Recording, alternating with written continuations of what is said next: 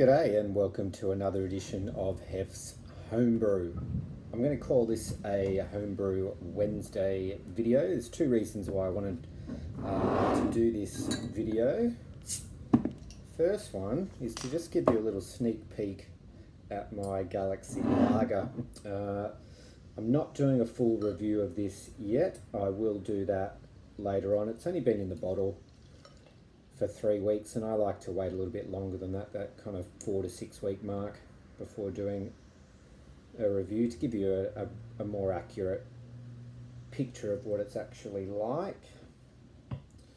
But yeah, there it is in the glass.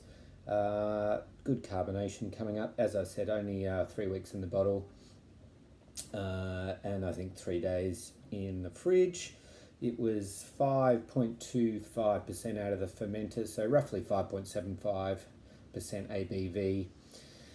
With the bottle conditioning, yeah, I'll save the full recipe for the full review, but it is based on Kingsley's Passion Fruit Cerveza. I changed it up a little bit, so it's got the Black Rock Mexican Lager kit as the base, some light dry malt, some decks, steeped some carapils and carahel, and obviously hopped with Galaxy. Cheers.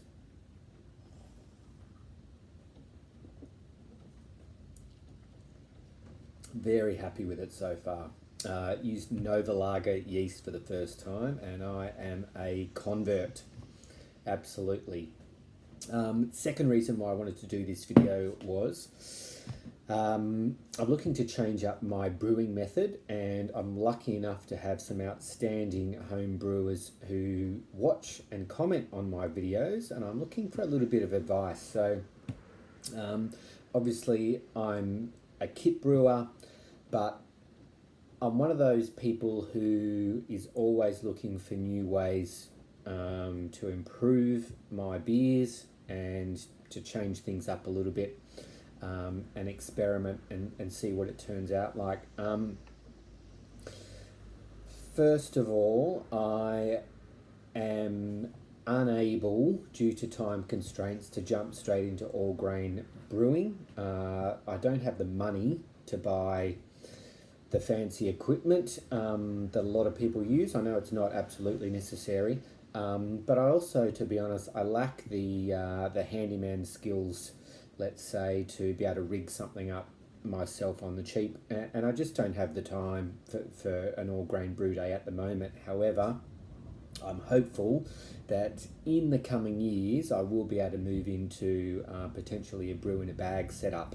So what I am looking to do is move away from the kits and into full extract brewing. I'm also looking just to have a little bit more control and have the ability to experiment with recipe development. I feel like with the kits, you don't quite have that level of control that you might be able to get through extract, which admittedly is not as much as all grain. I do understand that, but that's the best that I can do at the moment. So I guess the advice is, what do I need to go into extract brewing that I then might be able to use for brew in a bag further down the track? At the moment, my research is telling me that I can go one of two ways. So I've currently got an 11 litre and a 23 litre stock pot. Due to the crappy design of the electric stove that I have access to at the moment, the 23 litre pot doesn't really work on that, so I'm kind of limited to the 11 litre pot, which is enough to steep some specialty grains to add to a kit brew, but not do a lot else with. So is it worth getting a gas burner, which gets me out of the kitchen, which Mrs. Hef and the kids would be happy about? And then I can use my existing pots. Is it worth getting the is it the portable electric convection plate and going that way, similar to the gas? Or how about a digiboil? the 35 litre Digiboil from Kegland, is it worth going with that? Can I use that for extract and then for brew in a bag later on? It's, I think, in the vicinity of kind of $150, $160. Is that a worthwhile investment? Or am I better off just sticking with the kit beers at the moment and wait till I can do brew in a bag or all grain? Is it worth doing extract? Is it going to give me a better beer?